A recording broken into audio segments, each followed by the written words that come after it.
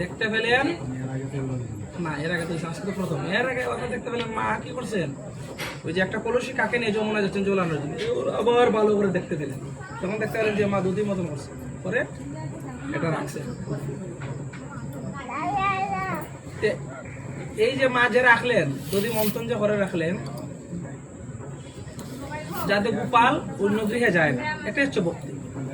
তাই বাসুদেব সদকর্তা বলছেন, গাহ গাহ পুন গৌরাঙ্গের গুণ সরল করিয়া মন, এবব সাগরে এমন দয়ালো না দেখি একজন। গৌরবী গুণগান গাবেন সর্বশাস্ত্র বলছে, কিন্তু মনটা কি হতে হবে? সরল। মনের ভিতরে যদি গরম লাগান, আপনি ভাববেন যদি একজন ভক্তের অঙ্গ আঘাত দেন, তাহলে আপনার সাধারণ কিছুই কাজে লাগবে না। একজন ভক্তের অন্তরে কষ্ট দেওয়া আর ভগবানের মূর্তি ভাঙ্গায় কি অপরাধ? তাহলে আমরা যারা সাধু, তারা চলাফেরা খুব কষ্ট করে করতে, খুব সাবধানতা হিসাব করে অঙ্ক করে করতে। একজন ভক্তের হৃদয় ভাঙলে যে অপরাধ, ভগবানের মূর্তি যে ভাঙ্গে, এ কি অপরাধ? তাই আমরা কি করবো? আমি নিজে কষ্ট করবো, কিন্তু একজন ভক্তের কষ্ট আমি দিব না, এটাই হওয়া উচিত। আমরা ইদানিং দেখা যায় অনেকেই ভক্ত, প্রসাদ বুঝে হলে কিন্তু ভক্ত খুব কঠিন, তাহলে প্রসাদ পেলেই হয় না। যদি অরিজিনাল ভক্ত না হইতে পারেন, আর শেষ জীবনে দেখবেন আপনার প্রসাদ পেয়ে প্রাণ যাবে না, খুব কঠিন তত্ত্ব। আপনি অরিজিনাল বৈষ্ণব কিনা প্রসাদ কিনা কখন জানবো? মানুষ চিনা যায় মরণে, আর দেবতা চিনা যায় চরণে। দেবতা কিভাবে চরণে চিনা যায়? চরণের মধ্যে অনেকগুলা চিহ্ন থাকে। কেমন? এই যে আমরা দামোদরের আরতি করে চরণে 4 বার, নাভিদেশে 2 বার, মুখমণ্ডলে 3 বার, সর্বাঙ্গে 7 বার, কিন্তু চরণে যে 4 বার আপনি করবেন, কোন জায়গায় করবেন? চরণে। চরণে অনেকগুলা চিহ্ন, গোবিন্দের চরণে অনেকগুলা চিহ্ন, বাম চরণে, ডান চরণে, আমার হচ্ছে এটা ডান, গোবিন্দের বাম, বাম চরণে 11টি চিহ্ন, হ্যাঁ, আর ডান চরণে 8টি চিহ্ন। তাহলে 11 8 কত? 19টি চিহ্ন এই দামোদরের চরণে আছে। এই যখন শুদ্ধ ভক্ত যারা, তারা যখন আরতি করেন, এই 19টি চিহ্নের ধ্যান আগে করেন। এই 19টি চিহ্ন খেয়ে ওইগুলো জানতে হয়, নাহলে আপনি ভোজনটা কোন জায়গায় করবেন? চরণে যে আপনার 4 বার দেখা দেবেন, এই চরণে যে 19টা চিহ্ন, এই ধ্যান করতে 19টা চিহ্ন। এই 19টা চিহ্ন কি?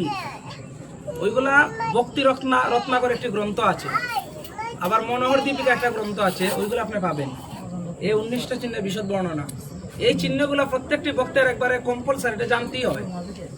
ভক্তের এই 19টি চিহ্ন: অষ্টকোণ, সস্ত্রিক, ধ্বজ, বজ্র, অঙ্কুশ, ঊর্ধ্বরেখা, হ্যাঁ, পদ্ম, চক্র, কৃষ্ণের যে বিষ্ণুর যে চক্র, এই চক্র কিন্তু গোবিন্দের চরণ। এই যে 11টি চিহ্ন, আর বাম চরণে 8টি চিহ্ন। সম্পদ মানে গরুর যে চরণ, গরুর চরণের যে চিহ্ন, এটা গোবিন্দের চরণে। গরুর যে চরণ পুরা যেটা, এটা গোবিন্দের চরণে, এই চরণে ছিল সম্পদ। ধেনু, এই যে রামের যে ধনু, এটা গোবিন্দের চরণে। ধনু, তাহলে কুসম্পদ, ধেনু, এই শঙ্খ গোবিন্দের চরণে। ধ্বজ, এই যে ধ্বজ, যে সংকীর্তন বিজয়ের পতাকা যে ধ্বজ, গোবিন্দের চরণে। বজ্র, অঙ্কুশ, হাতি তাড়ানো, হাতিরে যে তারায় কিভাবে? হাতির যদি তুমি আঘাত করো তাহলে কিন্তু শুনতো না, এটা দেখো অঙ্কুশ। অঙ্কুশটা হারা হয়, এই যে বরাবর একটা লাঠি, আর এদিকে একটা লোহা থাকবে, লোহা ঢুকাই দেয়। তখন যখন তারা বাড়ি দিল, লোহাটা কিন্তু ঢুকে ভিতরে, তখন কইতে পারে যে আমার কিছু কইতেছে। হ্যাঁ, এটা হলো অঙ্কুশ। এই অঙ্কুশটি গোবিন্দের চরণের মধ্যে। তাই মহাপ্রভু কিন্তু বারবারই একটি কথা বলছেন, যে সফলতা একদিনে আসে না। এটা অনেক ত্যাগ, অনেক তিতিকে, অনেক বৈরাগ্যের ফলে সফলতা আপনি আমার দ্বার প্রান্তে আসে। সফলতাকে একদিন আসে, অনেক ত্যাগ, অনেক কষ্ট, অনেক বৈরাগ্যের বিনিময়ে। সনাতন গোস্বামী, এই রূপ গোস্বামী, তারা যখন দ্রৌপদীর কাছে এবং শেখর মল্লিক ছিলেন, তারা অর্থমন্ত্রী এবং প্রধানমন্ত্রিত্ব ছেড়ে দিয়ে সেরা হাতা আর নেরা মাতার মুখে কৃষ্ণ গুণগাথা নিয়ে গৌরীর সান্নিধ্যে চলছিলেন। কেমন? যখন চলছেন গৌরী, কিন্তু তারপর একদিন দেখলেন যে সনাতন এখনো পূর্ণ বৈরাগ্য হয় নাই। কেন জানেন? কারণ উনি যে উত্তরীটা হাত দিচ্ছেন, এটা কমলের মতো, মানে এটা অনেক দামি, রাজের আগে যে রাজ পরিবারে ছিলেন, তখন মহাপ্রভু যখন সনাতনের গায়ে এই জিনিসটা দেখলেন, তখন কিন্তু সনাতনের দিকে সরাসরি চাননি। কথা বলতেছেন সনাতনের, কিন্তু নিজ দিকে সরাসরি চান নাই। কেন? কারণ তুমি যদি বৈরাগ্য নেও, কিন্তু একটা শালের প্রতি তোমার এত মায়া, তুমি রাজার যে এই কমলটা, এটা তুমি ত্যাগ করতে পারো নাই, এটা তো তোমার সাজে না। ওই কারণে কিন্তু মহাপ্রভু সনাতনের দিকে কথা বলছিল কিন্তু নিচে মস্ত করে বলে তো যে পেশি সনাতনকে শিক্ষা দিলেন সনাতন তুমি যদি বৈরাগ্যের পথে এসে এখনো তোমার এত দামি তাই বলছে ভালো না খাইবে ভালো না পরিবে দেখেন তত্ত্বটা কি চৈতন্য চরিতামৃতে বললেন অনেকে আমরা বলি যে প্রসাদ পাও ওখানে আত্মায় চায় না দামোদর মাসে প্রসাদ হয় আত্মায় চায় না ওখানে তারে আমি বলছিলাম একদিন বলে আত্মাকারে হয় আত্মাকারে হয় আমি জানি বা চিনি আত্মায় চায় না প্রসাদ যে আত্মায় তো চায় না আত্মা চায় ফাটার বসে আর আত্মায় চায় না তার কাছে প্রশ্ন আত্মা খেয়ে আত্মা তো ভগবান ভগবান যখন আমার দেহের মধ্যে থাকে না তখন আমি মৃত আত্মার রূপে ভগবান না ভগবান যখন থাকে না তাই বলছে চৈতন্য চরিতে জিব্বা লালসায় যার ইতি উতি রায় কৃষ্ণদর পরায়ণ ব্যক্তি কৃষ্ণ নাহি পায় রাধে রাধে অনেকে বলে সৌজিয়া যারা বুঝনে বোঝন নষ্ট হয় না এটা কই পাইছো দেখাও বুঝনে বলে বোঝন নষ্ট হয় না খেয়ে মৎস্যের ঝোল শুয়ে নারীর কুল মুখে বলে হরি বল এগুলো তো অসত্য খেয়ে মৎস্যের ঝোল শুয়ে নারীর কুল মুখে হরি বল ওইগুলো হলো অসত্য ভাষা তাহলে আত্মাকে আত্মা তো অনন্ত কোটি ব্রহ্মাণ্ডের প্রাণেশ্বর তাই না আমার ভিতরে আছেন বিদায় আমি জীবিত তাই যখন চলে যাবেন তখন আমি মৃত তাই তাই কি বলছেন জিব্বা লালসায় যার ইতি উতি দায় কৃষ্ণদর পরায়ণ ব্যক্তি কৃষ্ণ নাই পায় গ্রাম্য কথা না শুনিবে গ্রাম্য বার্তা না কইবে ভালো না খাইবে ভালো না করিবে ভালো করা আমরা যারা প্রসাদ বুঝি না তাদের উদ্দেশ্যে অনেক সময় আমরা এতভাবে সাজি ঠিক আছে সাজা কিন্তু ব্রজাঙ্গনাগণ যারা যেমন আমার এই কাকা মনে হয় ব্রজে 8-10 বার তাই ব্রজের গোপী যারা তারা দেখবেন তারা ওই যে নাভি পর্যন্ত চলে আসে গুমটা যে দেয় একবার ওই যে নাভিতে চলে আসে যখন এক ব্রজাঙ্গনাগণ প্রশ্ন করছিলাম এইভাবে এখানে গুমটা দেয় তখন বলছিলেন এই ব্রজে কত ভক্ত অনাহারে বাতাহারে তার জমিদারি ছেড়ে স্ত্রী পুত্র পরিজন সবাইকে ছেড়ে রাধা কুণ্ডের তটে রাধা রানীর চরণ সান্নিধ্যে বাস করছে রাধা রানীকে লাভ করে তার এই মানব জনমগানা সার্থক করার জন্য কিন্তু আমার মতো একজন ব্রজগোপী যদি সে দেখে কোনোভাবে কামাসক্ত হয়ে পড়ে তাহলে তো আমি তো তার ভোজনের অপরাধী হয়ে গেলাম আমি তো তার ভোজনবাদী হয়ে গেলাম যদি আমাকে দেখে সে কামাসক্ত হয়ে পড়ে তাই আমরা ব্রজাঙ্গনাগণ আমাদের যে ঘুমটা এই ঘুমটাতে অনেক লম্বা করে দেই নাভি পর্যন্ত যাতে যদি কোনো মহাত্মার ভুলেও আমাদের প্রতি কোনো নজর আসে তাহলে যাতে তাদের ভজনে কোনো ব্যাঘাত সৃষ্টি না হয় তাই মায়েরা আজকে দেখবেন অনেক মায়েরা আমরা ঘুমটা দিই না আমরা রাস্তাঘাটে চলে এই জায়গার মধ্যে সারি পেছনে পুরা উদাম তাহলে ওইগুলো অপরাধ হয়ে যায় আরেকজন পুরুষ যখন আপনার প্রতি আকৃষ্ট হলো কিসের জন্য আপনার এই ড্রেসিতে আপনার প্রতি আকৃষ্ট হয়েছে আপনি কিন্তু অপরাধী তাই পোশাকের শালীনতা তাই মুসলমান দেখবেন ঘুমটা পরে তারা বিশেষ করে আমরা হিন্দু সমাজের মহিলারা একটা শালীনতা হওয়ার প্রয়োজন এই জায়গা এবং শাস্ত্রে বলছে অনেক আমরা ভক্তি দিয়ে দিই কিন্তু যখন ভক্তি দেব তখন যদি ঘুমটা আপনার না থাকে তাহলে এই ভক্তি ভগবান গ্রহণ করেন না আপনি যদি ঘুমটা ছাড়া ভগবানকে ভক্তি দেন যেখান থেকে শাস্ত্রীয় কথা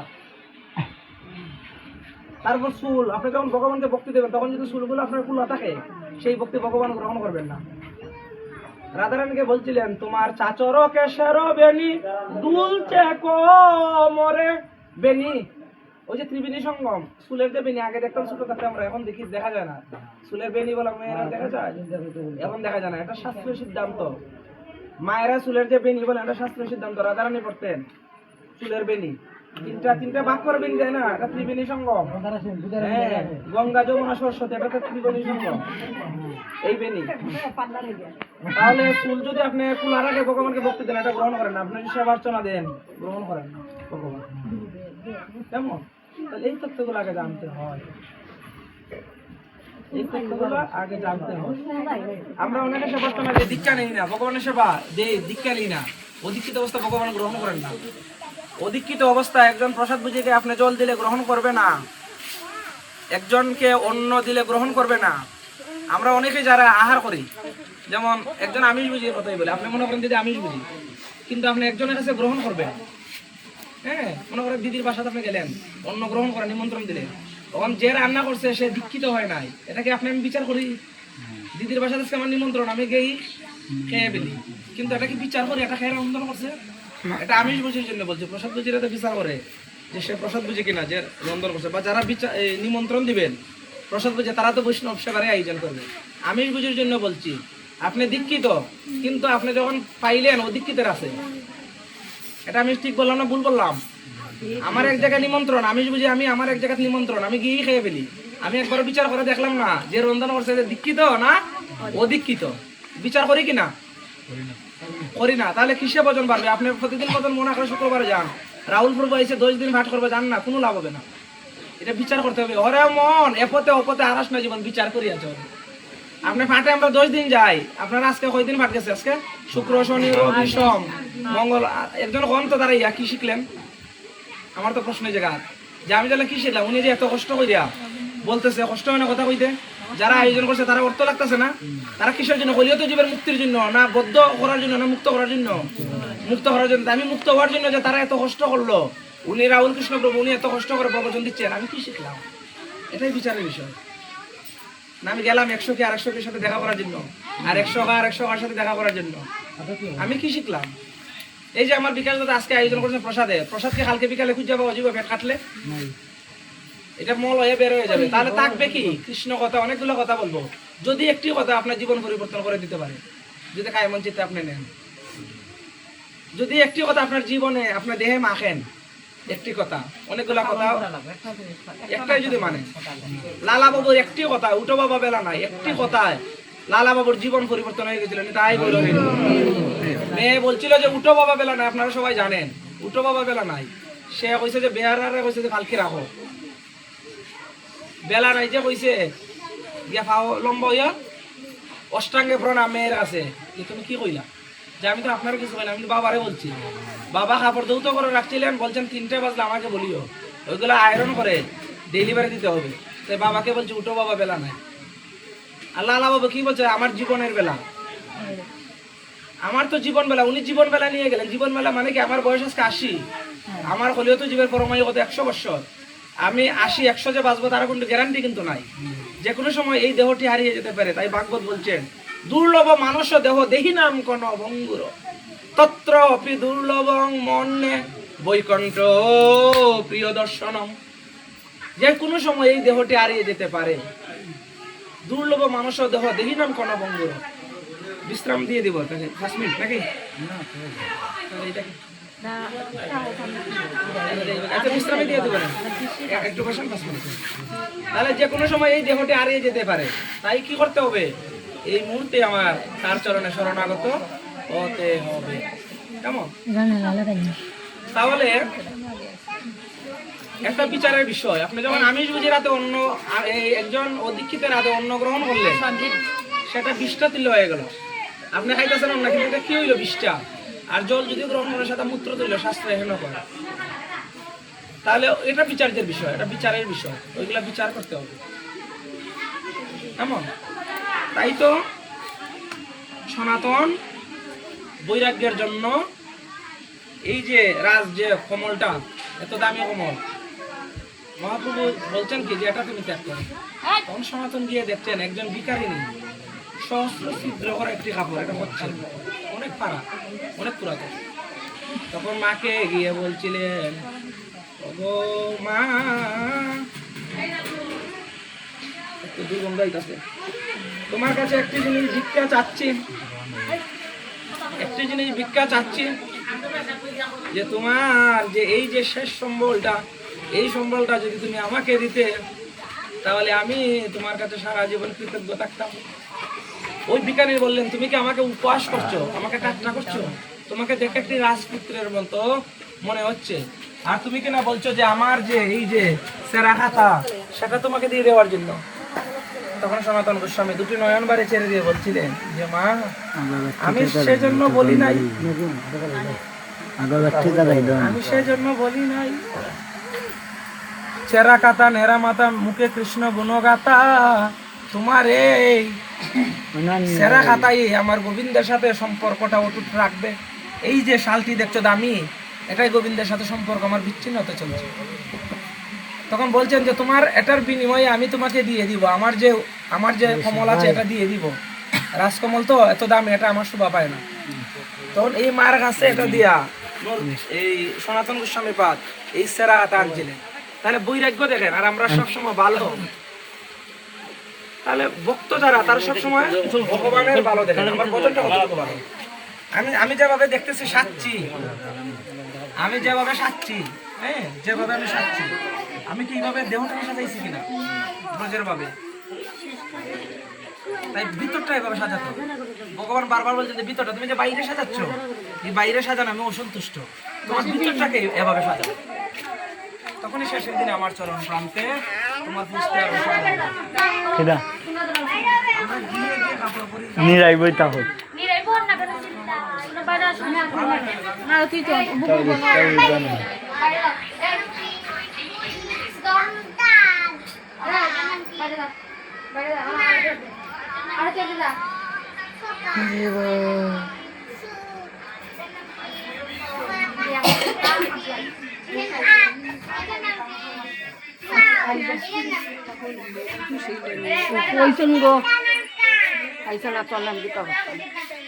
তার সমস্ত যদি সঠিকভাবে কি করবে একটি প্রতিযোগিতা করবে। এটা বলছে একটি ম্যাচের মাঠে সারা গ্রাম সারা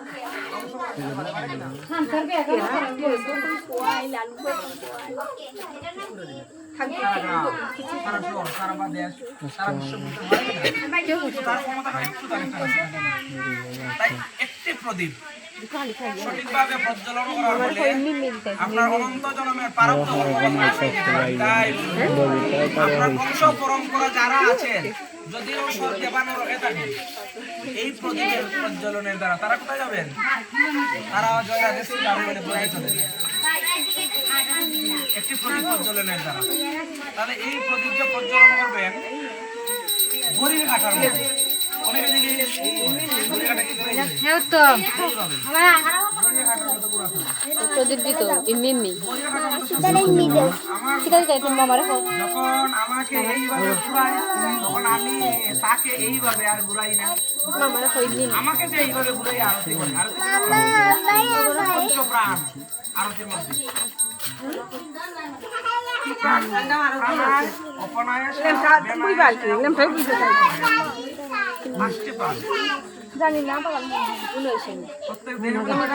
আমা ইয়াদি করে যাও আসমান যে বাড়ি আনস্টান পুরাণ পুরাণটাকে দেখে না গুফা দাদা মাছ না এটা দেই আর যাও এই প্রতিদিন করতে হাত থেকে 6 মাথা আছে, হাত থেকে 6 মাথা, এক মাথা আর 5 মাথা গেল যাবো ওই প্রদীপ 6 মাথা 5 মাথা ছিল প্রদীপ আর এক মাথা হইলো কি হাত থেকে এরকম আছে, 6 মাথা ছিল আগে, এই 5 মাথা থেকে এই প্রদীপ পঞ্চপ্রদীপ। তাহলে ভগবান বলছেন আমাকে যে এইভাবে ঘুরিয়ে ঘুরিয়ে আরতি করে, আমরা কিন্তু অনেকে সন্ধ্যা আরতি দেখা যায় রাত্রে 8টা 9টায় অপরাধ হয়ে যায়। সন্ধ্যা আরতি কখন হয়েছিল? যখন গোপাল আইসেন, গোপাল যখন আইসেন তখনই আরতি। যদি আপনারা বেশি রাত্রে করে আরতি দেন তাহলে যে সময় তোমার কষ্ট বেশি হবে। গোপাল তখনও আসে নাই, ওই জন্য তো আপনি দেরিতে করছেন। তাই আরতি কিন্তু সন্ধ্যার পরপরই হওয়া উচিত। মিনিমাম সন্ধ্যা যদি 6টায় হয়, 6টায় যদি সূর্য অস্ত যায়, আরতি 7টার ভিতরে হওয়া উচিত। যদি কেউ এর 1 ঘন্টা পরে আরতি দেন তাহলে অপরাধ হয়ে যায়, কারণ যত দেরিতে আপনি দিবেন তত কষ্ট বেশি। এটা প্রত্যেক একটা টাইম আছে। এই তো এই অদ্যাবধি জগতে আমরা যারা লীলা কীর্তন দিই দেখবেন গুষ্ঠপালা 2টা পর্যন্ত গায়। 2টার সময় কি আপনি গরু সারলামে যান দাদা? গরু সারলে যায় কয়টায়? সকালে 11টার দেখবেন 2টা পর্যন্ত গুষ্ঠ গায়। ওইগুলো অযথা টাকা খরচ করা। তাই শাস্ত্রের সিদ্ধান্ত হচ্ছে 11:30টার মধ্যে এখন বিশ্রাম দিয়ে দিব। বিশ্রাম দিয়ে প্রকাশ হ্যাঁ এরা চলে যাবে তো প্রসাদ দিতে ভাই 5:40 বাজে ওই প্রকাশ এরা যাই থাকে এরা নিয়ে আবার হ্যাঁ 9টা বাজে এরা যাই থাকে অনেকেই। আচ্ছা নাইলে আপনারা যারা যাইবার আগে যাই থাকি না ফাট বিশ্রাম দিতাম। কতজন যাইবা দেখো নাইলে তারা প্রসাদ দাও নাইলে একসাথে তো বার্তা না সবাই রে না যে যারা যাইবা প্রসাদ দাও 5 জন যাইবা যদি এরা প্রসাদ দাও নাইলে একসাথে শেষ করে সবাই প্রসাদ দাও। ফাট করা এটা নি আপনারা কোন আপনারা তাহন জুতে হয় ওই দিন দাম আছে 5-10 মিনিটের ভিতরে আমরা বিশ্রাম নিই 5-10 মিনিট তারা এর ভিতরে তাহলে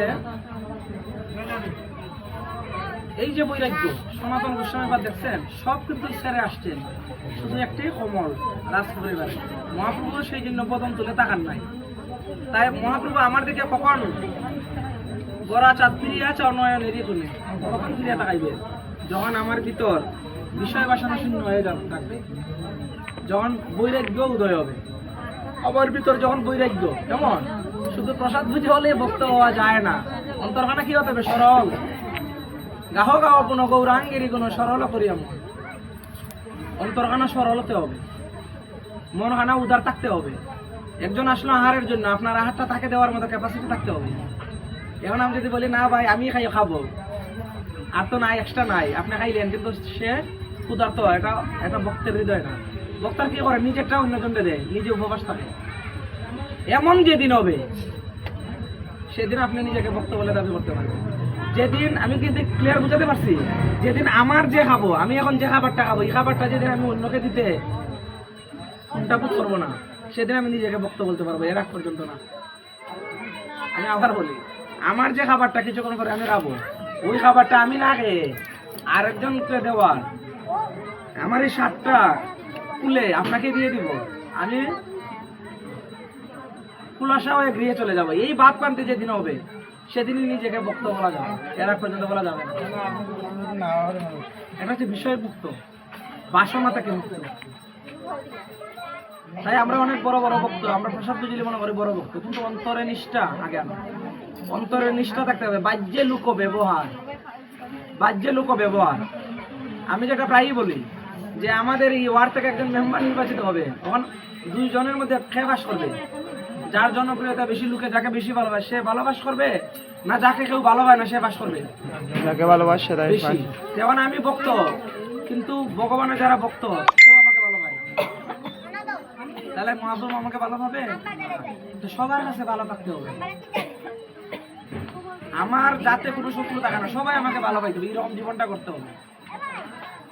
এখন আমি যদি জানি যে আমার তো এই জায়গার মধ্যে সবাই ভালো পায়, একজন উনি, ওনার কাছে আমি ভালো না, তখন ওনার চরণে লম্ব হয়ে পড়তে হবে, ভাই আমি কি করলে তুমি আমার ভালো পাইবে?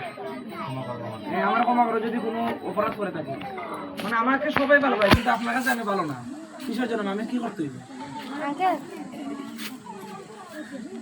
মহতের গুণ কি? ক্ষমা। ক্ষমাই মহতের গুণ, কেমন? তাই রামা নামে একজন ভক্ত ছিলেন, রামা। ওই ভক্ত খুব সরল প্রকৃতির ছিলেন। সরল প্রকৃতি থাকার কারণে গুরু মহারাজের কাছে যখন গেলেন, গুরু মহারাজ বলছেন তুমি সরল, তুমি অন্য কোনো কাজ করতে পারে না। আমরা যখন গুরু মহারাজের মন্দিরে যাই, তখন গুরু মহারাজ বেটে দেন না কর্ম, তুমি এটা করো, তুমি এটা করো, কিভাবে বন্টন করে দেন? তাহলে প্রসাদ পাইছেন কি আপনারা? প্রসাদ পাইতে না? তাহলে গুরু মহারাজ তাকে কি দিলেন? যে তুমি গরু চড়াবে, এটা তুমি ভালো হবে। যখন সরকারে শ্রীরামারে গুরু চরণের দায়িত্ব দেওয়া হলো, হ্যাঁ, একদিন কি হলো? প্রতিদিন যায়, যখন বলছেন যে তোমার বনের ভিতরে তুমি যেখানে গরু চড়াও, সেই বনের ভিতরে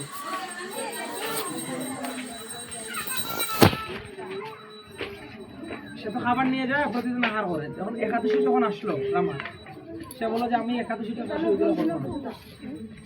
আমি থাকতে পারি না। তাহলে বলছে থাকতে পারে না, তাহলে একাদশী যে প্রসাদ ওইগুলো তোমার দিয়ে দিই, তুমি ওইগুলো ভগবান না দিয়ে খাবে।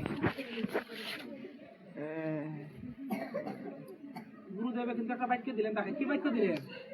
তুমি একাদশীর দিন উপবাস থাকবা না, আহার করবা, কিন্তু একাদশীর যে আহার গুলো ওইগুলোই করো, কিন্তু ভগবানকে না দিয়ে তুমি আহার করবা না। এটা গুরু বাক্য। কেমন? রামা যখন গেলেন, গিয়ে ত্রেতা যুগে রামচন্দ্র ভগবান তখন তাকে ডাকলেন, 3 ঘন্টা 4 ঘন্টা ভগবান আসে না। তার বিশ্বাস সরল দিক। গুরু মহারাজ কি বলছে? যে ভগবানের না দিয়ে খাইতাম, ভগবানের রাজা আজকে গুরু মহারাজ বলছেন না, না আসলে তো বলতেন না। তখন বলছেন সরল ভাবে,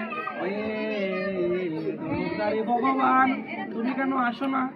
আমি তো কোথায়, আমার উদরখানা জলে যাচ্ছে, তোমাকে যদি আমি আহার না করাই তাহলে আমি তো আহার করতে পারবো না। ভগবান দেখতে পেলেন সে তো সরল, যদি আমি না যাই তাহলে সে আর আহার আজ করবেই না। তখন ভগবান যদি সরাসরি আসছে, এরপর দিন আবার ভগবান আসছেন, সীতা ঠাকুরানী সীতা বলছেন যে আমিও যাবো, জানো তো। কিন্তু গুরু মহারাজরে উনি বললেন যে আপনি যে প্রসাদ দেন এই প্রসাদে তো হয় না, ভগবান তো এখন 2 জন আসেন। গুরু মহারাজরে বলছেন, তখন প্রসাদ যখন বাড়িয়ে দিলেন, গুরু মহারাজ ভাবছেন হয়তো তার কোনো বন্ধু বান্ধব অন্যজনদের প্রসাদ দেন। এরপরে দেখলেন লক্ষণ আসলেন, এরপরে দিন কে আসলো, হনুমান আসলো ভক্ত। হনুমান 40 এটা প্রতি মঙ্গলবার আপনারা পড়বেন, তখন দেখবেন অনেক কন্টাকা কেন রাস্তা পরিষ্কার হয়ে যাবে। হনুমান মঙ্গলবারে হনুমান 40 এটা অধ্যয়ন করলে অনেক অমঙ্গল নাশ হয়ে যায় মঙ্গলবার দিন। তাহলে হনুমান আসেন, লক্ষণ আসেন, রাম আসেন, জানকী আসেন। গুরু মহারাজকে বলছেন প্রসাদ বাড়িয়ে দেব। গুরু মহারাজ আসছেন কি বলে আবল তবল, কিন্তু একটি জিনিস গুরু মহারাজ তো বোঝানো না, দেখতে পেলেন যে গুরু যে নিষ্ঠা, গুরুর বিশ্বাসের কারণে সেই রামার ভগবান তো সরাসরি আসেন, এবং রামার দেহের মধ্যে একটা উজ্জ্বল জ্যোতি। যারা ভগবানের ভক্ত তাদের মুখের চেহারা দেখবেন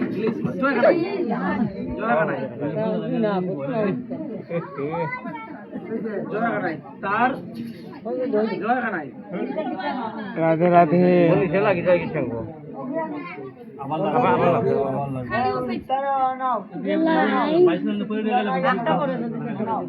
তার বদনে অনেক জ্যোতি এবং তার নয়নে যেন সেই ধ্যান ভগবানের যে দেখছেন। তখন গুরু মহারাজ দেখতে পেলেন যে তার বদন অনেক গুণ বেড়ে গিয়েছে। গুরু মহারাজ কি করলেন, বললেন যে আমাকে নিয়ে চলো সেই বনে গিয়ে। সেই যখন বুক দিলেন তখন নিজে কিন্তু খাওয়াই দিচ্ছেন রামকে, তার যে সরলতা, ভগবানকে নিজে সেবা দিচ্ছেন। কিন্তু গুরু মহারাজ আর দেখতে পেলেন না। গুরু মহারাজ যখন দেখতে পেলেন না, ভগবান বলছেন প্রভু গো, আমি তো তোমাকে দেখতে পাচ্ছি, তোমাকে খাওয়াচ্ছি, কিন্তু আমার গুরু মহারাজ কেন তোমাকে দেখতে পাচ্ছেন? তখন ভগবান বলছে তোমার গুরুর তো সেই তোমার মতো সরল ভাবে কোনো হয় না, তুমি তাকে স্পর্শ করো তাহলে আমাকে দেখতে পাবে, তার তোমার মতো ভাব হয় না। দেখেন, যদি শিষ্য শিষ্যের মতো হতে পারে তাহলে শিষ্য কি করে, গুরুকে উদ্ধার করার ক্ষমতা রাখে কিনা? তখন গুরু মহারাজ শিষ্যের পশ্বে, ওই যে আগে বলছিলাম পরশে সরস অঙ্গ, এবার জরস হইল বঙ্গ, ওরে রায় সে কর প্রণিপাত। রায় শেখরের পর পরশে সরস অঙ্গ, জরস হইল বঙ্গ, রায় শেখর প্রণিপাত। কার বাতাস গায়ে লাগবে, আমার দেহের সমস্ত অশুভ শক্তি নাশ হয়ে যাবে। তাই সাধুর সঙ্গে আসা উচিত। নাইলে পারতো আপনি বড় বড় ইউটিউবে চার্জ দিলে তো চলে আসে, কিন্তু এই জায়গার মধ্যে বাতাস লাগবে না, শুদ্ধ ভক্তের বাতাস লাগবে না। তাই ঘরে বসে ইউটিউবে পাঠ দেখা আর ভগবত সঙ্গে পাঠ শোনা, দুটা কি এক না ভিন্ন? ভিন্ন, অবশ্যই ভিন্ন। তো আপনার সন্তানরা স্কুলে নিতেন না, সকালে আবার বিকালে আনতেন না, ওইগুলো তো আপনি গৃহের মধ্যে মাস্টার নেই পড়াইতেন, স্কুলে কে দেওয়ার দরকার ছিল? তাহলে স্কুল করে সেখানে পাঠায়। তাই এখানে আসার প্রয়োজন আছে। তখন গুরু মহারাজ বললেন তাহলে তুমি আমাদের মন্দিরে নিয়ে চলো, এই বনের ভিতরে তাদের সেবা নিতে মন্দিরে নিয়ে চলো। মন্দিরে যখন নিয়ে গেলেন তখন উনি 2 ঘন্টা লাগে আরতি দেন। আর ওই যে চিহ্নগুলো বললাম ধ্যান করেন, এই চিহ্নগুলা চরণে যে চিহ্নগুলা, আমার গোবিন্দের চরণে 19টি চিহ্ন, রাধারানীর চরণে 19টি চিহ্ন, 19 আর 19 38টি চিহ্ন, আর মহাপ্রভুর চরণে ছিল 32টি চিহ্ন। তাহলে হলিতে রাধা গোবিন্দ 2 অঙ্গে 1 অঙ্গ গৌরাঙ্গ হয়ে আসলেন। তাহলে 19 38টি চিহ্ন থাকবে না? চিহ্ন কয়টা মহাপ্রভুর চরণে? 32টি। তাহলে কয়টা বিয়োগ দেও? 6টা চিহ্ন বিয়োগ। 6টি চিহ্ন নাই কেন? কারণ রাধারানীর চিহ্ন আর গোবিন্দের চরণ চিহ্ন মিলে গেছে 6টা চিহ্ন। রাধারানীর চরণে যে 19 আর গোবিন্দের চরণে 19, 38টি চিহ্নের মধ্যে 6টি চিহ্ন মিল, 6টি চিহ্ন গোবিন্দের চরণে আবার রাধারানীর চরণে। ওই কারণে মহাপ্রভু 32টি চিহ্ন নিয়ে আসলেন। এই চিহ্নগুলা যারা বজ্রানন্দে তারা যখন আহ্নিক করেন তখন এই চরণের চিহ্নগুলোই ধ্যান করেন। জাম ফল, জাম আমরা খাই কিনা? জাম যখন জামের সিজন থাকে এটাকে বলে জম্বু ফল। এটা গোবিন্দের অত্যন্ত প্রিয়। এই জাম ফলের এত ক্ষমতা, এটা গোবিন্দের চরণ লাভ করছেন। তাই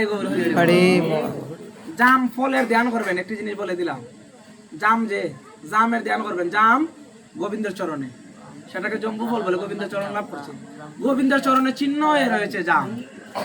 এই জাম ফল গোবিন্দের চরণে চিহ্ন হয়ে রয়েছে। স্বস্তিক চিহ্ন দেখবেন আমরা দেই, অনেকে দেই কিনা, যারা ব্যবসা বাণিজ্য করি খাতার মধ্যে লিখি, অনেকে গৃহের মধ্যে স্বস্তিক চিহ্ন। এই স্বস্তিক চিহ্ন গোবিন্দের চরণের মধ্যে। এই চিহ্নগুলা ধ্যান করছে, গোবিন্দের ধ্যান করছে। হ্যাঁ, তাহলে এই রামা কি করছে? এই চিহ্নগুলা ধ্যান করে আরতি করছে 2 ঘন্টা। যারা ভক্তবৃন্দ ছিল তারা বলছে চলো চলে যাই। একজন ভক্ত আরেকজন ভাবে চলো যায়। এটা কি আরতি? এত সময় লাগে আরতিতে? আর কোনোদিন দেখলাম নাকি?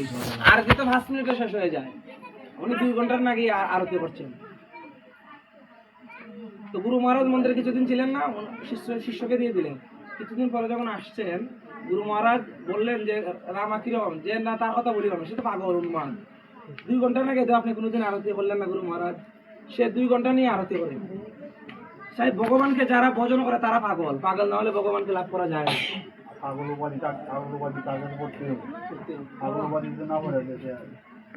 কারণ গৌরীকে পাগল বলছেন মহাজন। পাগলেরও প্রায় ইতি উতি দায়। মহাজন বলছেন পাগলেরও প্রায় ইতি উতি দায়। হাদিয়া হাদিয়া আসে, ওরে হাদিয়া হাদিয়া আসে, ওরে আপনি হাদিয়া জগত হাদায়, ওরে লুকে পাগল বলে রে সখী, লুকে পাগল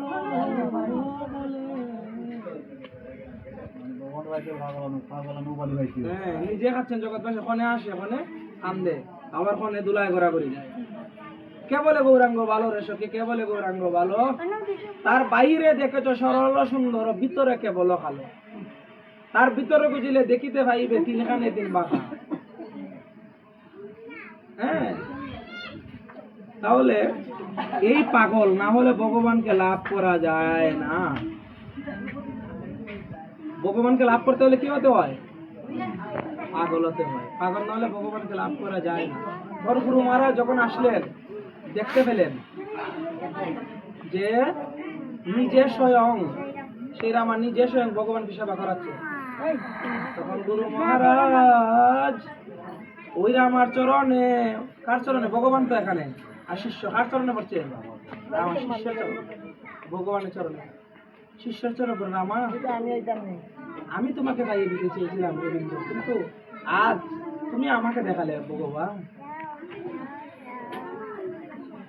তাহলে তোমার কৃপা, আমাকে তুমি কৃপা করো যেন তোমার এই বাপ কান্তি আমারও হয়ে যায়।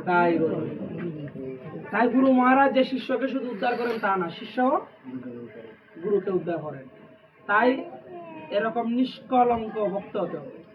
নিষ্কলঙ্ক ভক্ত, নিঃস্বার্থ পরায়ণ হয়। কেমন? গোপনে।